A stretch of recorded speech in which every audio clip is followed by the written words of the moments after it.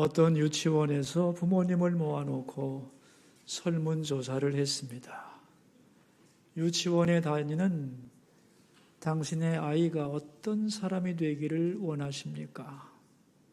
나눠드린 종이에 적어내 주시면 교육에 중요한 참고 자료로 삼겠습니다. 그 말을 듣고 많은 어머니들이 아이가 되기를 바라는 직업의 이름을 적기 시작했습니다. 대학 교수, 의사, 법조인, 사업가, 탤런트 등등. 그런데 어느 어머니는 이렇게 적어냈습니다. 미안합니다. 제가 잘못했습니다. 이런 말을 할 수 있는 아이로 자라가기를 원합니다. 자, 여러분 어떻습니까? 제 생각에는 이 아이가 가장 훌륭한 아이가 될 것 같습니다. 왜냐하면 훌륭한 사람만이 그런 말을 할 수 있기 때문이지요. 성 아우구스티누스는 이런 말을 했습니다. 최고의 지식은 내가 죄인이라는 것을 아는 것이다. 모든 것을 안다고 해도 내가 죄인이라는 것을 모르면 그는 무식한 사람이요.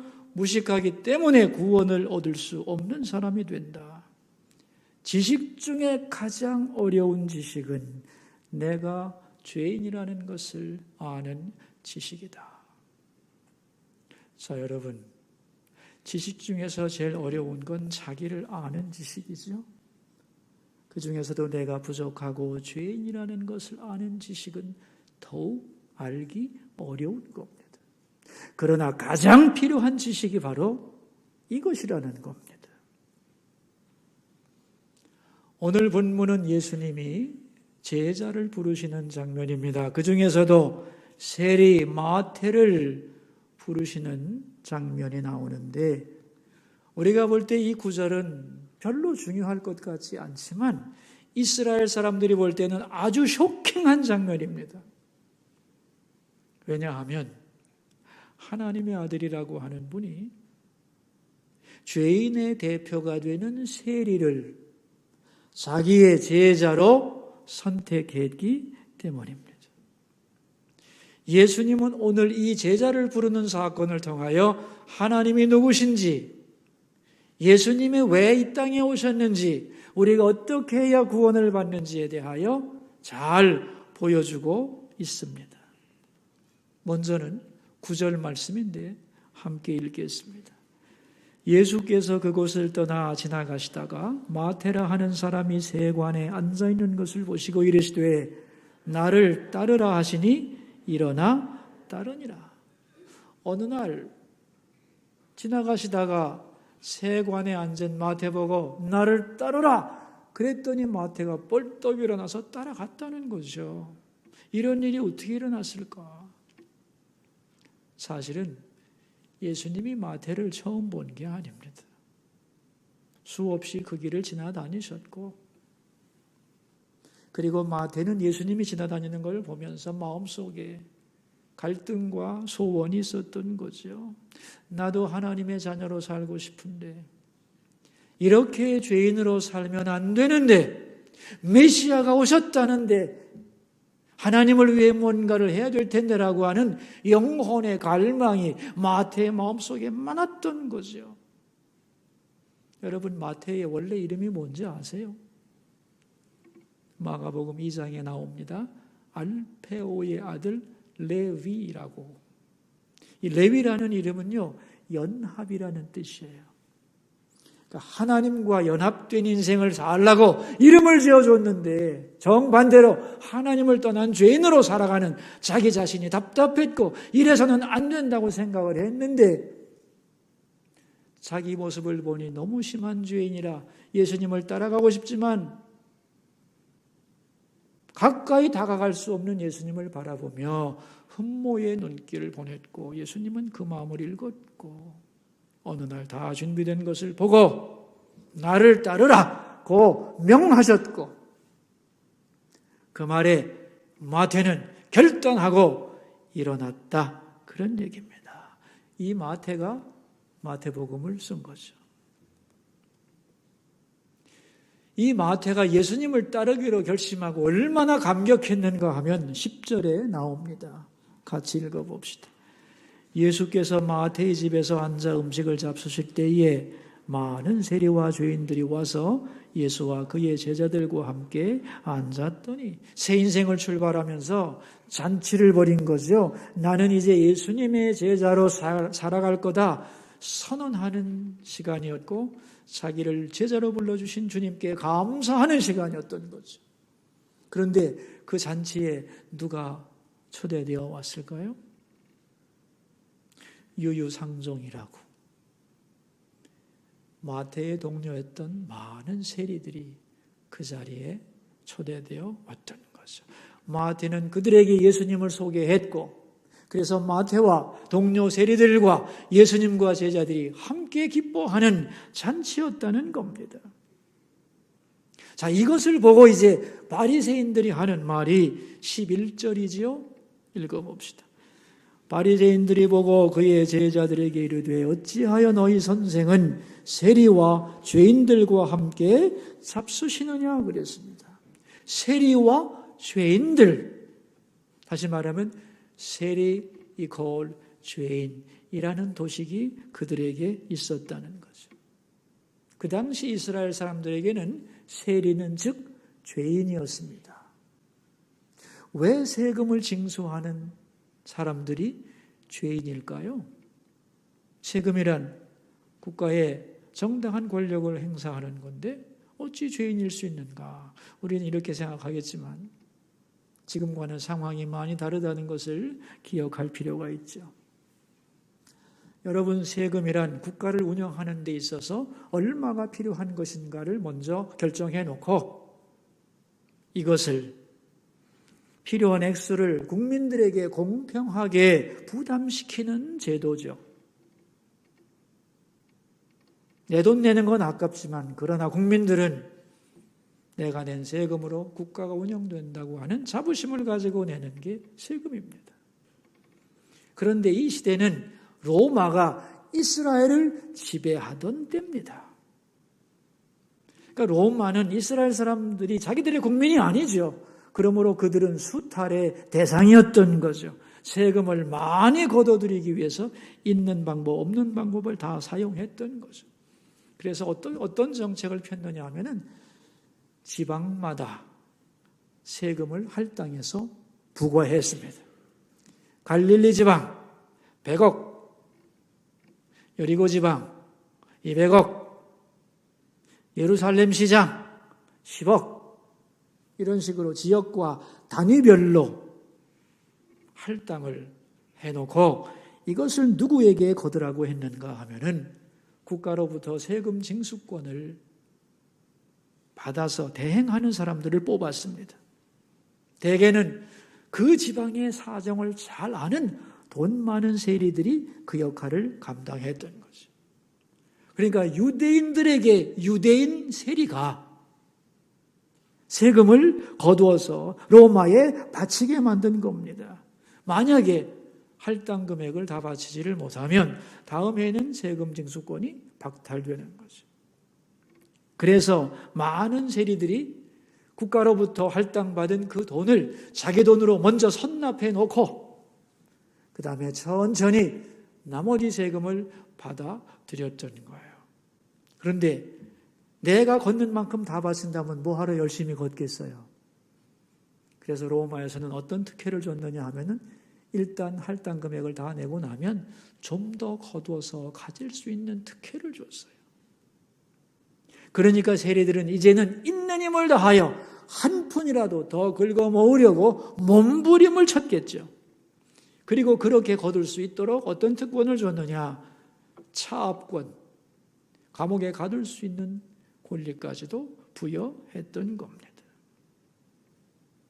더구나 이스라엘 사람들은 하나님을 섬기는 사람들이라 하나님만이 왕이고, 그런데 로마 황제에게 세금 바치는 것을 우상숭배라고 생각하고 있는데 안 바칠 수가 있나요? 강력한 권력에 의해서 많은 세금을 내기가 얼마나 힘들고 미웠겠어요. 로마에 대항할 수는 없잖아요. 그러니까 그 중간에 세리들을 미워할 수밖에 없었던 거죠.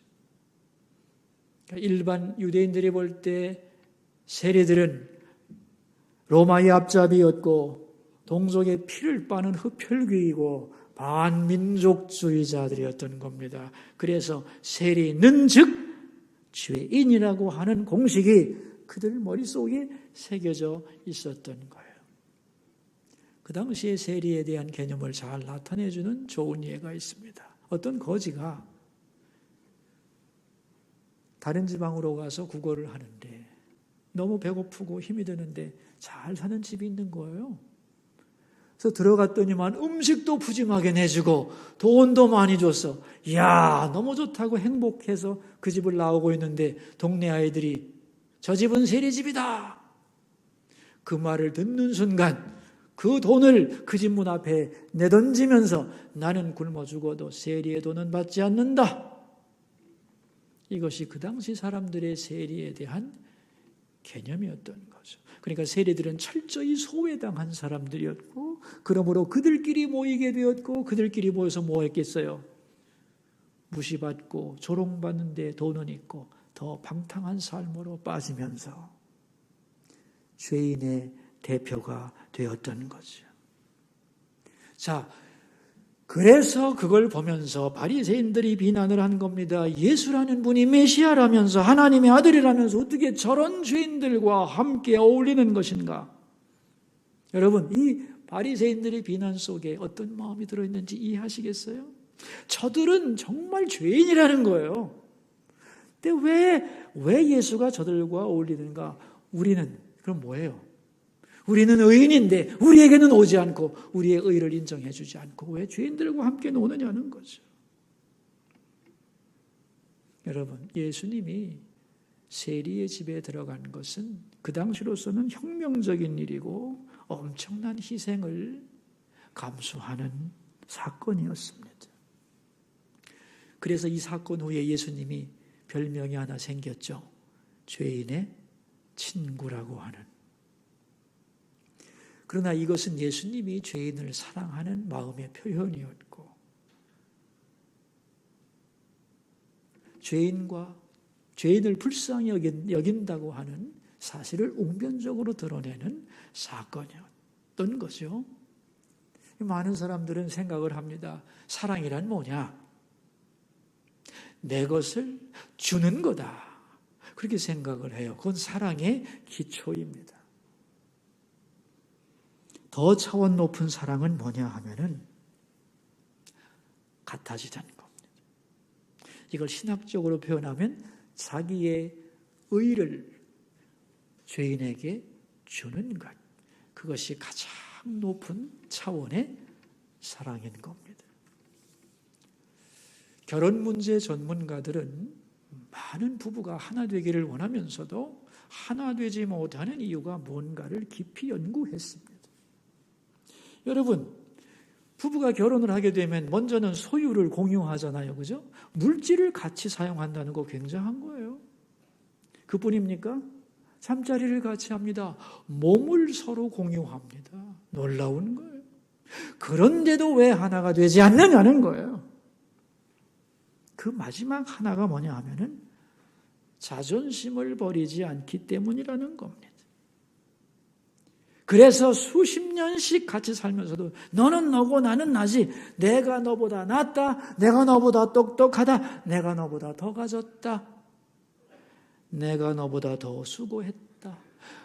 우리 집이 너희 집보다 더 뼈대가 있다. 이러한 우월감, 자존심, 자기의 이걸 버리고 당신과 내가 똑같다는 마음을 갖지 않는 한 평생을 살아도 하나가 될 수 없다는 거죠. 당신과 나는 똑같습니다. 여러분, 이 마음이 진정한 사랑인 겁니다. 전에 어떤 집사님 한 분이 저를 찾아오셔서 상담을 했는데 제게 이렇게 말씀하는 거예요. 목사님, 우리 부부는 금슬이 좋기로 소문난 인고 부부입니다. 그런데 사실은 아닙니다. 밖에서 집으로 들어갈 때까지는 팔짱을 끼고 들어갑니다. 그런데 대문을 통과하는 순간 서로의 잡았던 팔을 탁 치면서 한번 노려보고 각자의 방으로 들어갑니다. 왜 이렇게 되었는가 하면 남편이 잠시 외도를 했습니다. 정말 은밀하게 했는데 우연히 알게 됐습니다. 그 이후부터 상처를 받게 되었고 용서하기가 어려웠습니다. 말로는 수없이 용서한다고 했고 하나님께 용서하게 해달라고 기도도 했고 그랬는데 마음대로 되지 않았습니다. 가끔 남편이 여보하고 다가올 때마다 저리 비켜요 하고 얼마나 싸늘하게 몰아쳤는지 그 세월이 5년이 넘었습니다. 며칠 전에 남편이 다시 그런 일을 당하자 머쓱해서 물러가면서 하는 말, 당신 정말 예수 믿는 여자니? 내가 이렇게 진심으로 미안하다고 하는데 예수님 같으면 100번은 용서했겠다. 당신은 내가 볼 때 그리스도인 아니다. 이 말을 듣고 충격을 받은 거예요. 난 어떻게 하면 좋으냐고. 나는 남편을 사랑하지만 용서하기 어렵다고. 제가 말을 했습니다. 진정한 사랑은 자존심을 내려놓는 겁니다. 나의 의를 내주는 겁니다. 그런데 집사님은 남편은 죄인이고 자기는 의인이라고 하잖아요. 이건 사랑이 아닙니다. 같아지는 게 사랑입니다. 그러니 이제 남편에게 이렇게 말해보세요. 하나님이 나를 용서하셨습니다. 그러므로 나도 당신을 용서하겠습니다. 나도 당신보다 나을 게 없습니다. 당신을 바람피게 만든 나도 죄인입니다. 여보, 이리 오세요. 하고 안아주세요. 그럼 아마 그 남자 펑펑 울 겁니다. 그런 얘기를 해 주었습니다. 여러분, 예수님이 세리의 집에 가면서 받은 그 비난, 그것이 죄인을 향한 사랑이고 예수님이 죄인을 부르러 왔다는 것을 웅변적으로 드러내는 사건인 거죠. 그러면서 예수님은 비난하는 바리새인을 향하여 뭐라고 말씀하셨느냐? 12절입니다. 함께 읽어봅시다. 예수께서 들으시고 이르시되 건강한 자에게는 의사가 쓸데없고 병든 자에게라야 쓸데있느니라 그랬습니다. 예수님은 죄를, 보이지 않는 죄를 아주 쉽게 질병으로 설명을 하네요. 그죠? 여러분, 병을 고치려면 어떻게 하면 되죠? 병을 고치는 방법이 뭘까요? 내가 병들었다는 걸 인정하는 거죠. 그리고 의사한테 가는 거죠. 그러면 의사가 고쳐준다는 겁니다.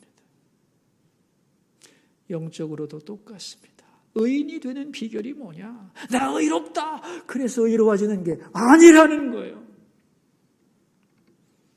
나는 의롭지 못합니다. 라고 고백하며 주님께 나아갈 때 그의 죄를 용서하고 주님의 의로 덮어주신다는 거예요. 오늘 설교 제목을 한번 읽어볼까요? 건강한 자에게는 의사가 쓸데없다. 자, 이거 영적으로 설명해 봅시다. 나는 뭐 잘못 없어. 내가 무슨 잘못을 했어? 나는 의로워. 그런 자는 용서받을 수 없다는 거죠.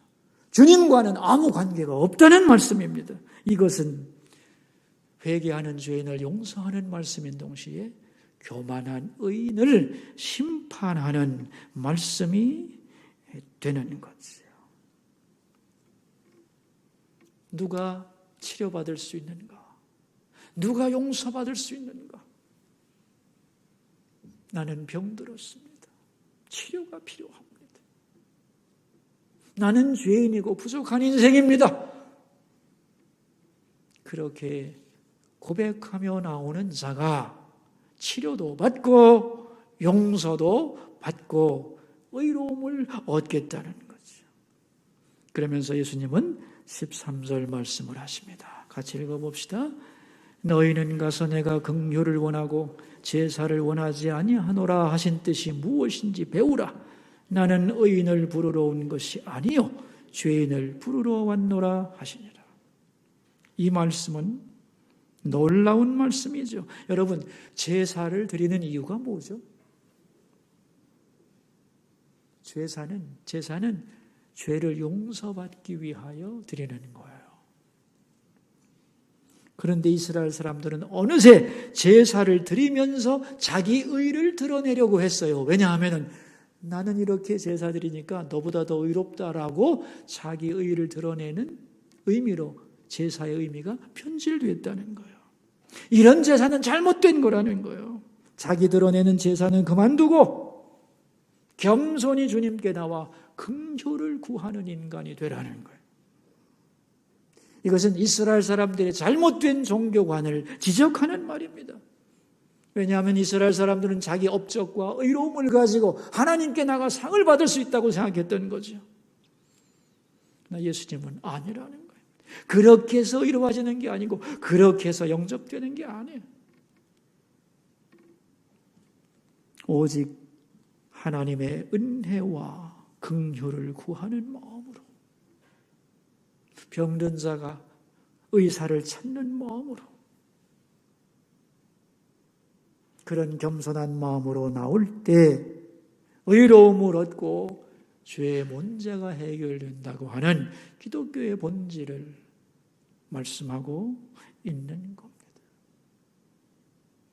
그러면서 예수님이 오신 이유를 설명하죠. 나는 의인을 부르러 온 것이 아니다. 네가 스스로 자신을 의롭다고 생각한다면 나는 너하고 상관없다. 왜? 나는 죄인을 부르러 왔기 때문에.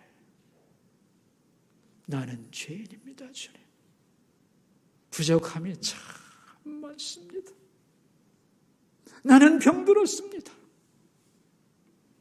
그런 마음으로 나오면 내가 너를 만나고 너의 그 문제를 해결하고 새롭게 하겠다고 하는 말씀이었던 거죠. 여러분, 우리는 지금 대림절을 보내고 있습니다. 대림절이란 예수님의 탄생을 기념하고 다시 오실 예수님을 기다리는 절기죠. 우리는 대림절에 이걸 생각해야 됩니다. 예수님은 왜 오셨는가를. 예수님 왜 오셨어요, 여러분? 오늘 본문에 나오죠? 예수님 왜 오셨죠? 죄인을 부르려고. 예수님 만나는 비결은 뭐예요? 내가 죄인임을 고백하며 주님을 찾아 나서는 거죠. 어떻게 예수님을 만날 수 있느냐? 나를 치료해 주시고 나를 용서해 달라고 겸손하게 그 은혜를 붙잡을 때 주님을 만날 수 있다는 거예요. 초대 교회에 회자되는 유명한 이야기가 있습니다. 히브리어를 라틴어 성경으로 번역하는 제롬이라는 교부가 있었는데 그가 예루살렘에서 성경을 번역하고 있는데 그 앞에 주님이 나타나신 거예요. 제롬은 너무 놀랍고 반가워서 주님 어서 오십시오. 누추한 저의 집을 찾아와 주셔서 감사합니다. 제가 뭔가를 주님께 드리고 싶은데 무엇을 드리면 좋을까요? 음식을 드릴까요? 좋은 옷을 드릴까요? 그러자 예수님은 말씀합니다. 나는 그런 거 필요 없다. 헐벗고 가난한 자들에게나 주어라. 그러면 주님, 제가 무엇을 드려야 될까요? 사랑하는 주님을 기쁘시게 할 수 있는, 제가 드릴 수 있는 게 뭔지를 말씀해 주세요. 돈이 좀 있는데 드릴까요? 그러자 주님은 말씀합니다. 나에게는 돈이 필요 없다, 제롬. 그러면서 제롬을 많이 바라보시고 하시는 말씀이, 내가 정말 나를 기쁘게 하는 선물을 주고 싶으냐? 그렇다면 너의 죄악의 보따리를 내게로 가져오라. 네 마음 깊은 곳에 숨겨진 교만과 탐욕과 자기의와 아직 깨어지지 않은 너의 자아를 내게 다오. 그것보다 나를 더 기쁘게 할 선물은 없다. 이 말을 듣고 제롬이 깨집니다. 완전히. 자기는 무언가 대단한 것을 가지고 주님을 만날 수 있고 가까이 갈 수 있다고 생각한 거죠. 그는 의로운 교부였고요, 위대한 신학자였고 성경을 번역하는 지성인 중에 지성인이었습니다. 그런데 예수님이 그에게 요구했던 것은 그런 게 아니었던 거죠. 네 속에 아직도 깨어지지 않은 깊은 죄악과 어두움, 그걸 내게로 가져오라 그랬던 거예요. 그리고 제롬은 그 말에 순종합니다. 자기 속에 있는 많은 고민과 염려와 두려움과 의심과 죄악과 단단히 굳어진 자기 자신을 십자가 앞에 내려놓고 주님의 이름을 부릅니다. 그리고 그의 영혼이 주님을 만나고 새로워집니다. 진정으로 주님을 만났던 것이지요. 왜?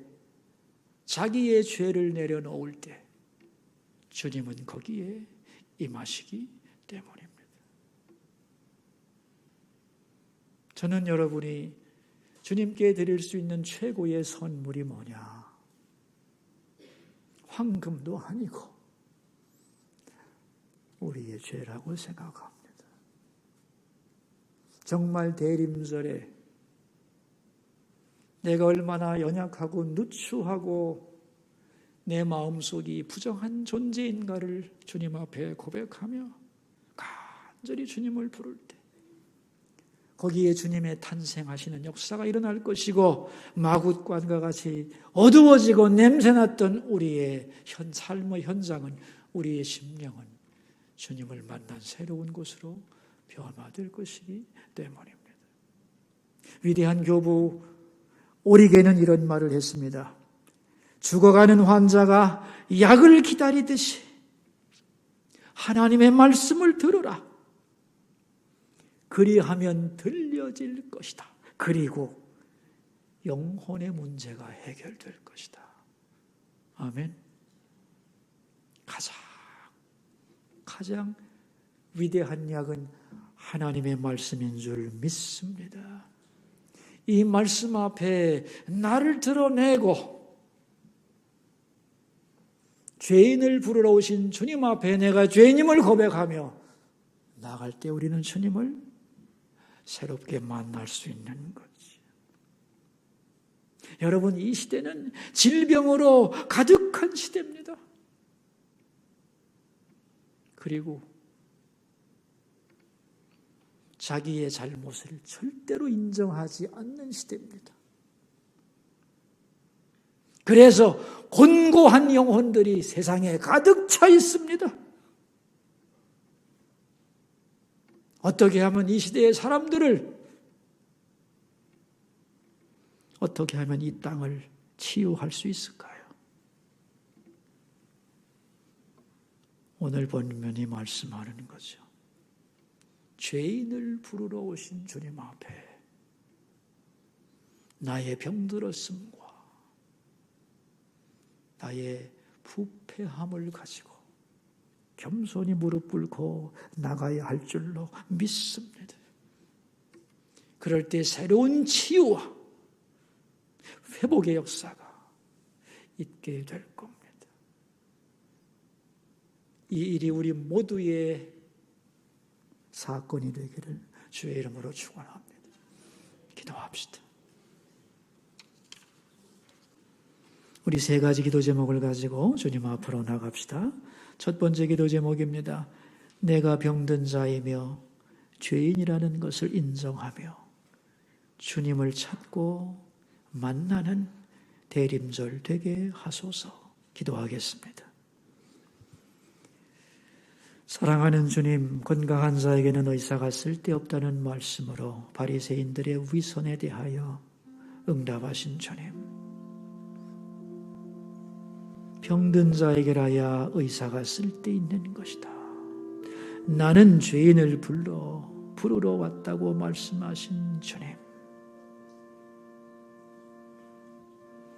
참으로 우리 속에 있는 병든 것과 죄로 찌든 우리의 심령을 주님 앞에 가지고 나가 다 쏟아놓게 해주시고 죄인을 부르러 오셨고 우리를 치료하는 주님의 손길을 다시 경험하는 은혜를 내려주시옵소서. 나는 건강한 사람이에요. 그렇다면 의사와는 상관이 없습니다.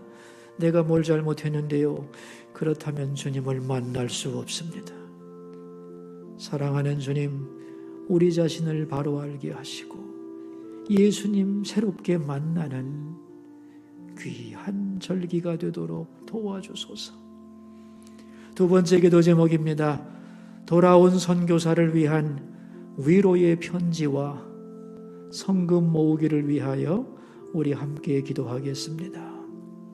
하나님 아버지, 전 세계 코로나 팬데믹으로 인하여 수많은 선교사님들이 한국으로 돌아왔습니다. 갈 곳 없는, 할 일을 잃어버린 위로가 필요한 주의 종들이 너무도 많습니다. 우리는 매년 선물을 거두어 만나는 사람들에게 메리 크리스마스라고 외쳤지만 올해는 그것도 어렵게 되었고 돌아온 선교사를 위한 위로가 너무도 절실함을 알아서 얼굴도 모르지만 편지와 함께 작은 마음을 모아 전달하기로 결정했습니다. 사랑하는 아버지, 우리 성도들 모두가 다 위로의 편지를 그들에게 쓰게 해주시고 작은 마음을 모아 하나님의 사랑과 위로를 전하는 도구로 사용되게 해 주옵소서. 세 번째 기도 제목입니다. 우리나라의 코로나가 더 이상 확산되지 않도록 건강한 사회가 되게 해 주시고 좀 더 자기의 잘못을 인정하는 정직한 국가가 되게 해 주옵소서. 기도하겠습니다. 주님, 우리 주변에 질병이 가득합니다.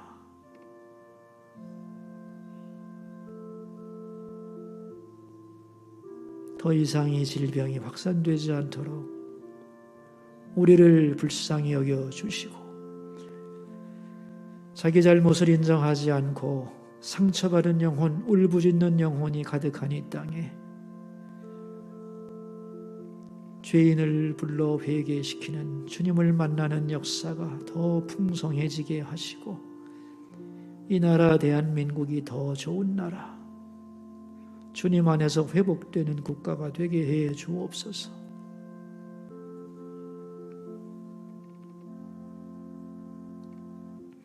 사랑하는 주님, 마태는 예수님의 부름을 듣고 바로 일어나 주님을 따랐습니다.